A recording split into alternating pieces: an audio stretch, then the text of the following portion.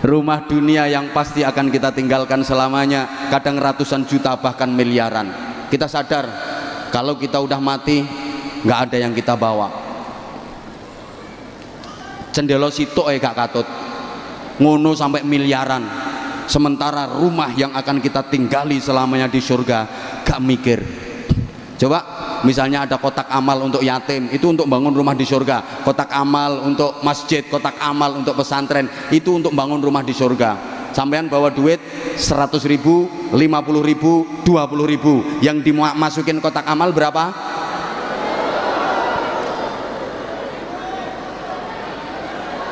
Rongewu. Wong pilihane loh, sampean bawa duit 100.000, 50.000, 20.000, yang dimasukin kotak amal berapa? Rongewu. Gue bangun omah, entuk paku siji nyublesi bokongmu.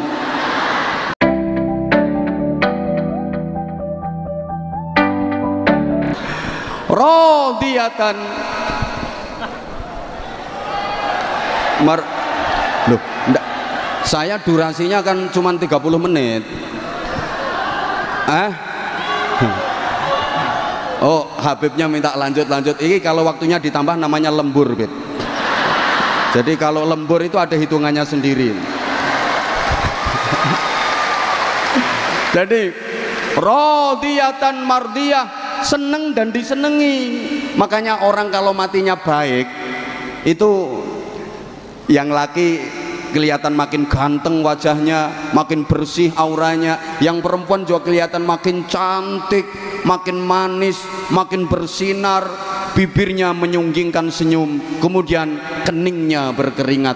Itu diantara tanda-tanda mati husnul khotimah, tanda-tanda mati ne apik. Yamutul mukmin bi'irqil jabin, orang mukmin meninggal iku bathuke kemeringet. Kenapa? Orang kalau matinya baik kok nek lanang tambah bagus, nek wedok tambah ayu, mergo seneng. Pancene seneng iku nambahi rupa, susah iku nyuda rupa. Ana wong lanang ora pati bagus, ora pati ganteng, tapi sugih atine seneng, ngono ku disawang yo sedep ngono betul. Sedep. Wong lanang rupane ganteng tapi melarat, yo kebyur. Kaya TV ra ono antene. Jadi modelnya rodok mangkak. Ana bocah wedok prawane biasa rapate ayu, terus dirabi wong lanang sugih. Ngono ku oleh 3 wulan yo mundak pantes ngono, sikil-sikilane mundak apik, pundak-pundakane mundak apik ngono. Ana bocah wedok prawane ayu banget, terus dirabi wong lanang melarat. Lah sak wulan yo rusak kabeh. Mlakune sampai begagah-begagah. Ya perkara kakean dijak usung-usung boto, nyereti gledekan ngono, dadi wis rusak kabeh. Mergo susah. Wong lek matine api itu gembira berjumpa dengan Rasulullah, gembira berjumpa dengan Allah, gembira diperlihatkan nikmat surga. Lah nek matine elek iku biasane yo mundak elek rupane, mundak wireng mencaureng, lambene mecow-cuw, ilate melet, muntuk-muntuk, matane melorok mendelik-mendelik, mundak elek. Enek kok wong nang donya ning ganteng bareng mati mundak elek, mecow-cuw nyaprut, modele kaya ora patek setuju dipateni.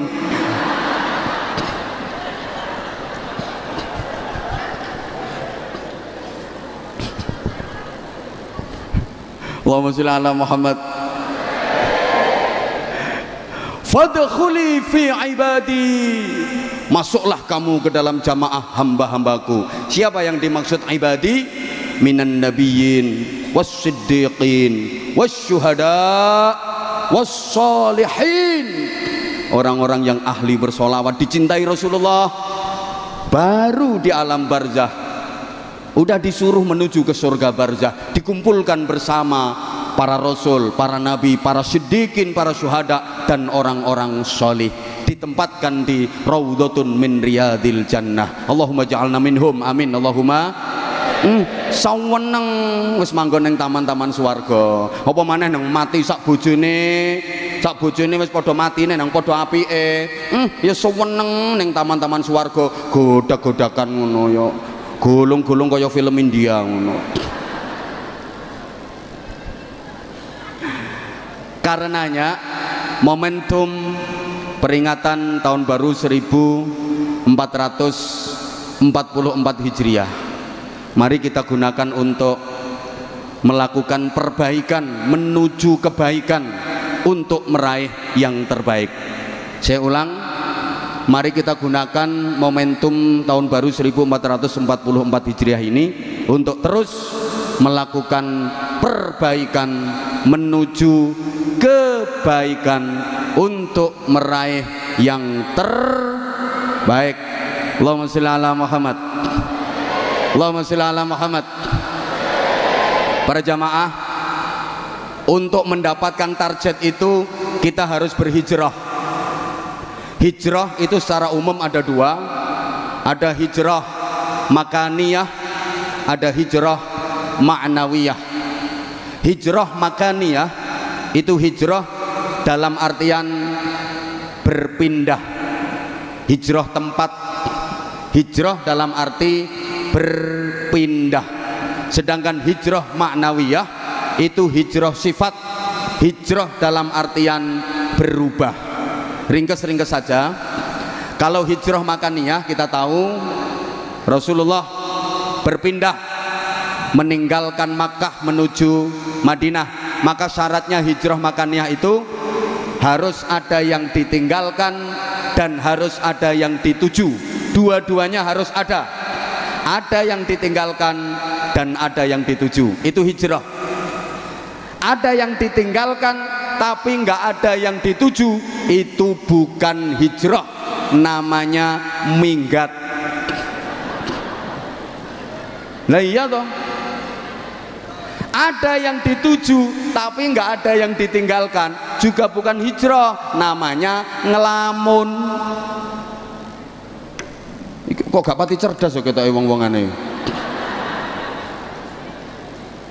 Nah, kalau hijrah ma'nawiyah, hijrah sifat itu banyak. Ada hijrah i'tiqadiyah, ada hijrah khuluqiyah, ada hijrah syu'uriyah.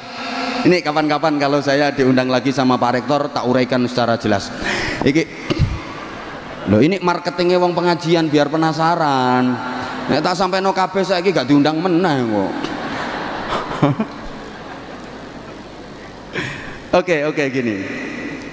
Rasulullah menghijrahkan manusia dari jahiliyah menuju Islamiyah. Secara umum seperti itu dulu. Kenapa sih Rasulullah harus berhijrah? Apa perjuangan di Makkah beliau nggak berhasil? Jawabannya berhasil banget. Jadi salah besar kalau ada yang bilang fase dakwah di Makkah selama 13 tahun Rasulullah tidak berhasil. Salah besar, sangat-sangat berhasil. Fase dakwah di Makkah 13 tahun itu orientasi dakwahnya Rasulullah adalah menanamkan iman dan menguatkan akidah.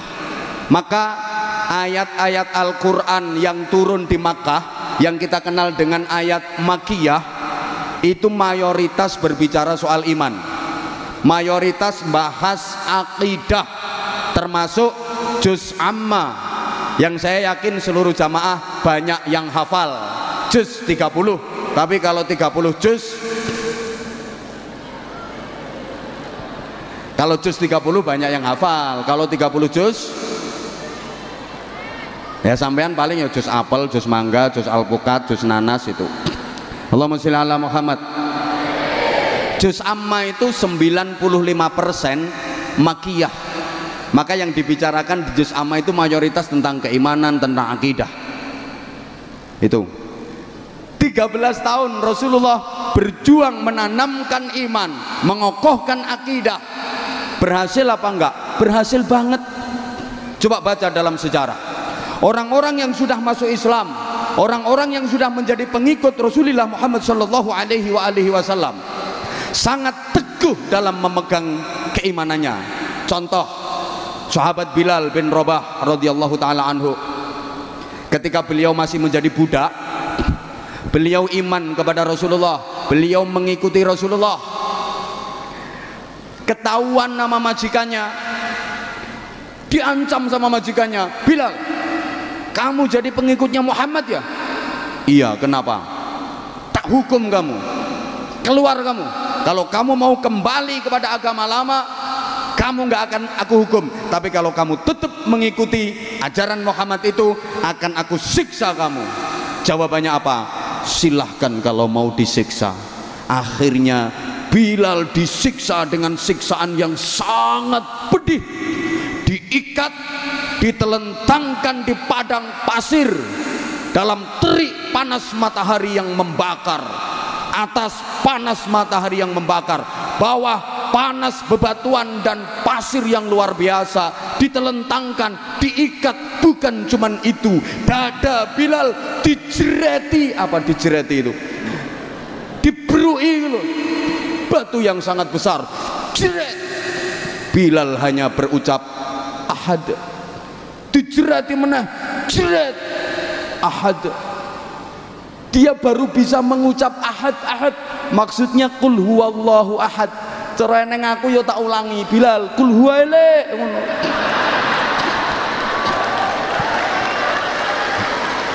Jadi ternyata Bilal yang ngamal no ijazah teko aku. Dia dijerat, ayo kamu kalau keluar dari ajaran Muhammad tak bebaskan dari hukuman ini, tapi kalau kamu tetap ngotot tak siksa lebih parah. Jerat, ahad. Dijerati menah, jerat, ahad, ahad. Akhirnya konangan Sayyidina Abu Bakar Siddiq. Kemudian Bilal dibebaskan, ditebus, dibeli sama Abu Bakar Siddiq dan dibebaskan. Betapa kuat keimanannya. Itu diantara keberhasilan Rasulullah. Ada sahabat namanya Yasir, satu keluarga beriman kepada Nabi, mengikuti ajaran Nabi.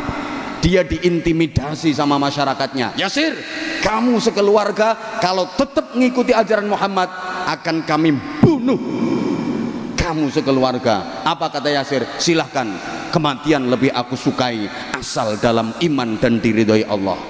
Akhirnya Yasir sekeluarga dibakar hidup-hidup sama masyarakatnya demi mempertahankan iman, demi mempertahankan akidah. Belum lagi seorang sahabiah yang namanya Sumayyah. Ini wanita pertama yang jadi syahid dalam Islam, syahidah dalam Islam. Wanita pertama yang mati syahid dalam Islam namanya Sumayyah. Dia ketahuan masyarakatnya jadi pengikut Nabi Muhammad, imannya kuat. Akhirnya dihukum oleh masyarakatnya dengan hukuman yang tidak berperi kemanusiaan. Diikat pakai rantai, kaki kiri, tangan kiri diikat pakai rantai, kemudian rantai itu diikatkan lagi ke kuda. Kudanya dicambuki supaya lari kenceng ke arah kiri. Demikian pula kaki kanan sama tangan kanannya diikat kuat pakai rantai. Rantai itu diikatkan ke kuda. Kudanya dicambuk keras sehingga kuda itu lari kenceng ke arah kanan. Kuda yang dari kiri lari kenceng ke arah kiri. Kuda yang narik dari kanan lari kenceng ke arah kanan. Akhirnya tubuh Sumayyah terbelah jadi dua. Kerak. Sama ora usah bayangke sing suwe apane. Masya Allah. Loh, itu diantara keberhasilan dakwah Nabi di Makkah. Jadi nggak bener kalau ada yang bilang Nabi di Makkah nggak berhasil. Kenapa kalau di Makkah udah berhasil kok diperintah Allah hijrah ke Madinah? Allahumma sholli ala Muhammad. Gini Bapak Ibu para jamaah, agama itu bukan hanya vertikal, bukan hanya mahdhah yang dalam hubungannya dengan Allah Subhanahu wa taala saja. Tapi agama itu juga horizontal, mengatur hubungan dengan sesama manusia, bahkan hubungan dengan lingkungan. Ini juga bagian dari agama. Lah di Makkah waktu itu, untuk bisa menjalin komunikasi sosial, membangun hubungan sosial kemasyarakatan yang baik, susah, sulit, karena Rasulullah selalu diancam, diintimidasi. Jangankan bersosial, jangankan bikin acara semacam ini, Rasulullah ngajar ngaji aja sembunyi-sembunyi di rumahnya sahabat Arqam yang dikenal dengan Darul Arqam, karena selalu diancam dan diintimidasi oleh pembesar-pembesar Quraisy. Ada Abu Sufyan, Abu Jahal, Abu Lahab, waktu itu Abu Gosok urung ono. Jadi sulit untuk membangun hubungan sosial yang baik. Maka Rasulullah diperintah Allah untuk hijrah ke Yathrib, waktu itu namanya Yathrib. Nah, ketika di Yathrib baru Rasulullah membangun komunitas masyarakat. Semua komponen dan semua elemen dilibatkan oleh Rasulullah, diajak gabung oleh Rasulullah, diajak duduk bersama oleh Rasulullah untuk membentuk komunitas masyarakat. Kalau coro saiki yo pemerintahan, yang leadershipnya langsung Rasulullah Shallallahu Alaihi Wasallam. Allahumma sholli ala Muhammad. Jadi Rasulullah iku yo nabi pendakwah, Rasulullah iku yo bakul pedagang ulung. Maaf, Sayyidah Khadijah terpikat, terpesona dan jatuh cinta sama Rasulullah itu karena memang Rasulullah itu jujur, Rasulullah berakhlak mulia, Rasulullah ganteng, dan Rasulullah adalah pedagang sukses. Jadi jangan salah ya, jangan dikira Rasulullah nikah Sayyidah Khadijah yang usianya lebih tua karena Sayyidah Khadijah janda kaya raya. Memang Sayyidah Khadijah janda kaya raya, tapi bukan karena itu Rasulullah menikah Sayyidah Khadijah. Rasulullah waktu menikah dengan Sayyidah Khadijah, Rasulullah juga kaya raya. Rasulullah udah sukses dalam berdagang. Bayangkan, maharnya Rasulullah nikah sama Sayyidah Khadijah itu 200 ekor unta merah. Unta merah itu unta yang harganya paling mahal. Kalau sekarang kira-kira 50 juta.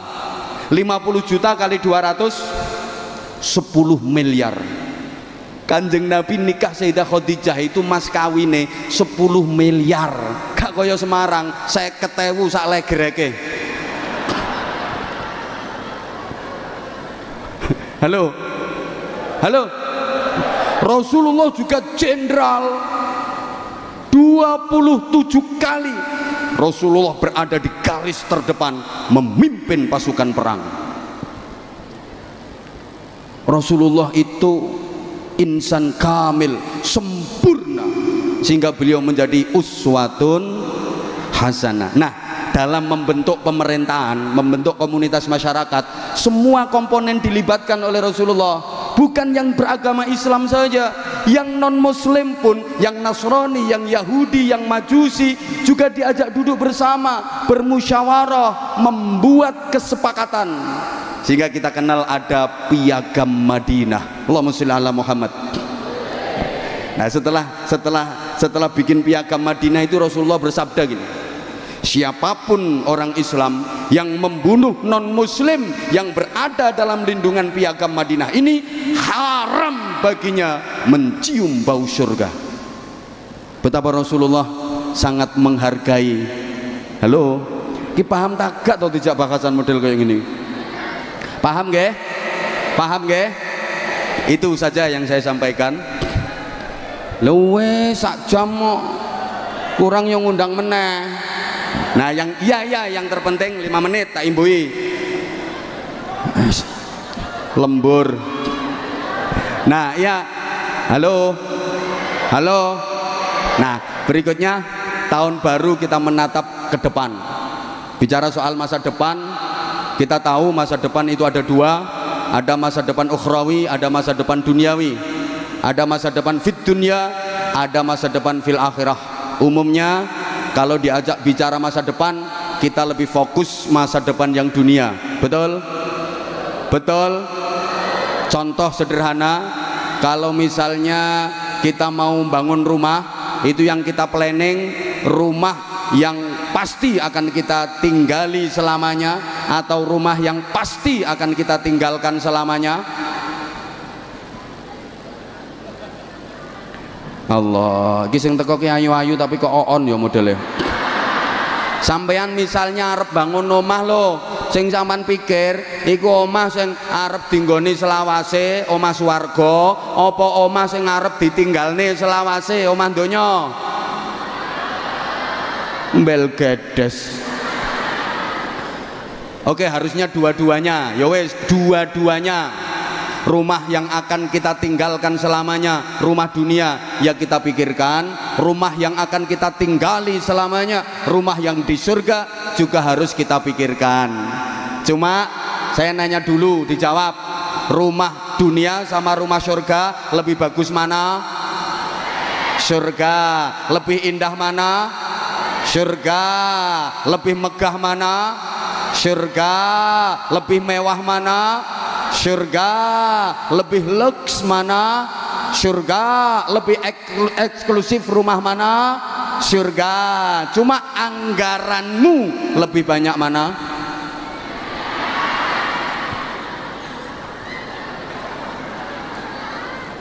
Rumah dunia yang pasti akan kita tinggalkan selamanya, kadang ratusan juta bahkan miliaran. Kita sadar kalau kita udah mati nggak ada yang kita bawa. Cendelo sitok gak katut ngono sampai miliaran, sementara rumah yang akan kita tinggali selamanya di surga gak mikir. Coba misalnya ada kotak amal untuk yatim, itu untuk bangun rumah di surga. Kotak amal untuk masjid, kotak amal untuk pesantren, itu untuk bangun rumah di surga. Sampean bawa duit 100.000, 50.000, 20.000, yang dimasukin kotak amal berapa?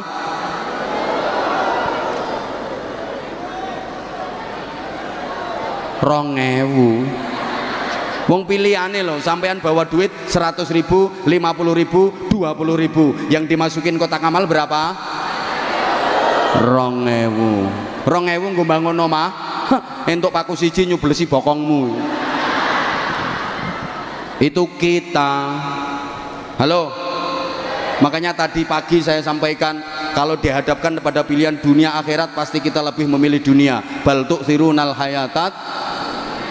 Pegang duit 100.000, ditawari akhirat santunan yatim, tiketnya 100.000. Terus ada tawaran dunia, tiket pertandingan sepak bola, PSIS Semarang melawan Manchester United.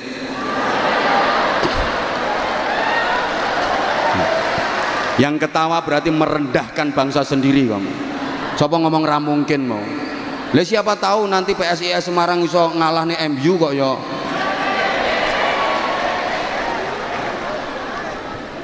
Kira-kira sampean pilih santunan yatim apa bal-balan?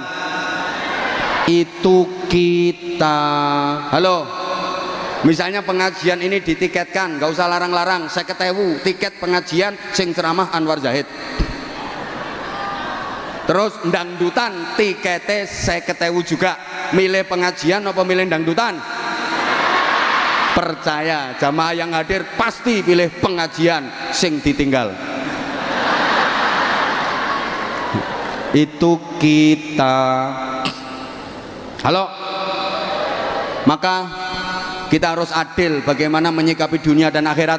Ada satu petunjuk praktis, wabtaghi fima atakallahu daral akhirah wala tansa nasibaka minad dunya. Cari kebahagiaan akhirat, tapi jangan lupakan bagianmu di dunia. Ingat Bapak Ibu para jamaah, dunia betapapun indahnya itu sifatnya hanya mungkin. Akhiratlah yang pasti. Apapun yang akan terjadi dalam kehidupan kita di dunia ini, mulai malam ini sampai nanti kita mati, itu sifatnya hanya mungkin dan mungkin, kemungkinan dan kemungkinan. Makanya kita kalau mau ngapa-ngapain dalam kehidupan dunia ini, kita disuruh bilang insya Allah, kalau Allah menghendaki. Karena di dunia nggak ada yang pasti. Halo. Kadang udah direncanakan mateng, nyatanya gagal. Ada apa enggak? Ada apa enggak? Halo. Yang pacaran udah seneng sama seneng, tir podo irenge, sir podo kentire, wong tua podo setujune, urung mesti dadi bojone. Kadang nek pacaran 12 tahun entek-entekane dirabi kancane dhewe. Dunia itu nggak ada yang pasti kok. Halo. Hanya mungkin. Coba saya tanya, bocah wedok sing rupane ayu karo sing rupane elek, rabine dhisik endi? Ra mesti. kadang sing rupane elek rabi dhisik, sing rupane ayu ra payu-payu. Dijajal ditinggal, dijajal ditinggal, dijajal ditinggal.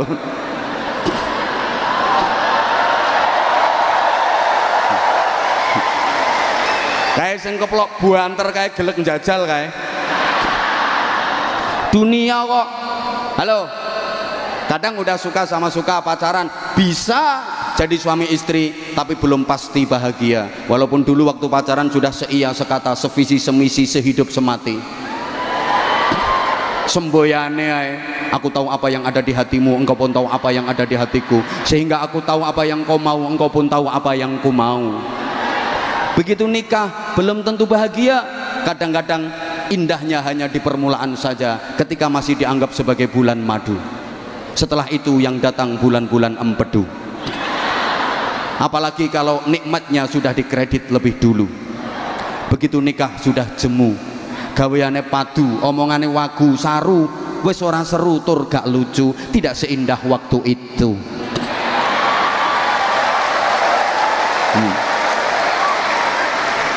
Apalagi ibu-ibu, kalau anaknya sudah 7 kelihatan layu, disawang luweh ayu pembantu, katik wis ora duwe untu, akhirnya masang gigi palsu, dike omong adep-adepan abape mampu. Dunia kok. Woi. Woi.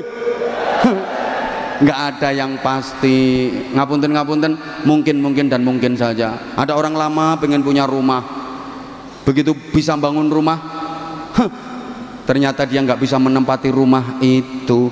Makanya maaf, akhirat itu yang pasti. Mati pasti, hidup lagi sesudah mati pasti, adanya surga dan neraka pasti. Siapa yang masuk surga pasti mulia, pasti bahagia. Siapa yang masuk neraka pasti hina, pasti sengsara, pasti menderita. Kalau dunia itu sawang sinawang, kono nyawang kene penak, kene nyawang kono penak, jare kono penak kene, jare kene penak kono, jare kae penak iki, jare iki penak kae. Itu dunia. Maaf sampeyan-sampeyan nyawang wong sing profesine kaya aku ngene iki, menurut sampeyan penak napa mboten? Munggah gentenono, ayo. Ayo, ayo. Nyoh mike nyoh.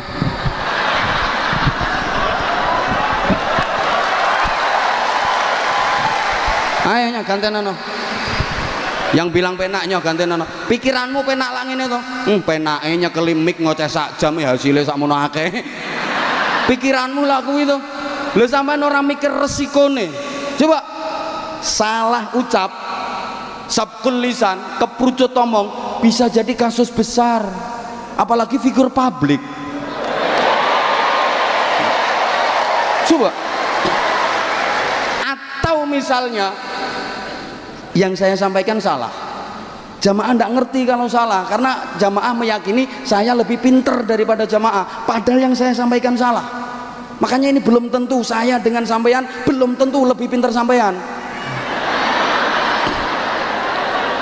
Dan yang saya sampaikan keliru, salah, didengar jamaah ribuan kayak gini, mereka meyakini benar, akhirnya dilakoni. Berarti saya menyesatkan ribuan jamaah. Berapa dosa yang saya tanggung? Dunia akhirat tersikone, mulane pantes nek larang. Lah kan semakin beresiko semakin mahal.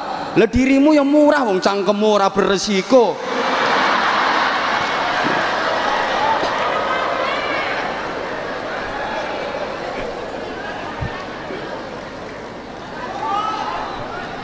Maaf, nah saya sama Habibidin ini bisa jadi kata Habibidin enak Anwar Zahid itu ngatuk ngoceh sediluk tok.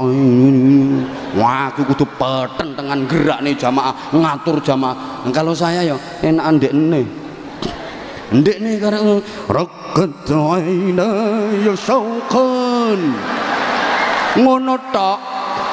Sing nerusne kan iki sing nerusne yo enak ndekne.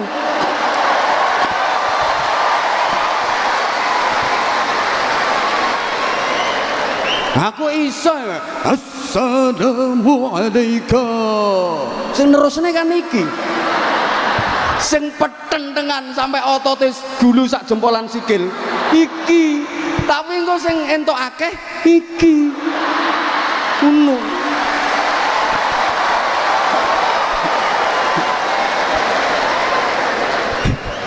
Ini dunia sawang sinawang. Kadang sing numpak Mercy Brebes Mili, sing numpak becak iso lincak-lincak, sing turu hotel tengel-tengel, sing turu gerdung guyang-guyu, sing mangan sate tele-tele, sing mangan gereh iso mendeh-mendeh.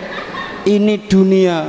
Makanya kalau di dunia orang miskin wani ngece wong sugih. Alah, orang mesti dadi wong sugih luwih enak timbang wong melarat. Emang iya. Orang mesti turuno spring bed luwih nikmat timbangane turuno pring kriat. Kadang turuno spring bed mentul-mentul, mendut-mendut, harganya 500 juta, tapi ngipine diuber-uber gendruwo. Turuno pring kriat, galer geger kecantol paku, tapi ngipine mlebu restoran. Wah. Mangan menu lengkap, ngombene es degan seruput ngelilir, iler. Tapi kan nikmat turune. Ayo loh, wong melarat wani ngece wong sugih di dunia ini. Urung mesti makan di restoran mewah lebih nikmat daripada di tengah sawah. Mangan yang tengah sawah ra mikir utang,